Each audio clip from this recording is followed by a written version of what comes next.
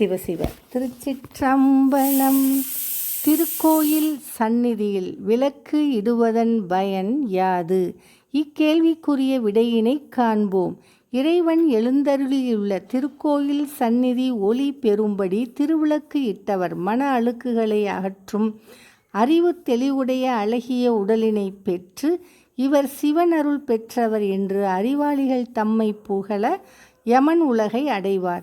இதனை சிவ தர்மோத்தரம் என்னும் நூலில் தவத்திரு மறைஞான சம்பந்தர் 385 பாடலில் அருளியுள்ளார்கள். இனி இப்பாடலை காண்போம். ஒளியினை அவர் உற உதவிய அவரும் தெளித்தரு திருவுரு அடைவர்கள் இசை சேர் மலினமும் அறவழி மருவுவர் மதியோர் அழி உலர் இவர் என நடுவனை அடைவார் என்பதாகும்.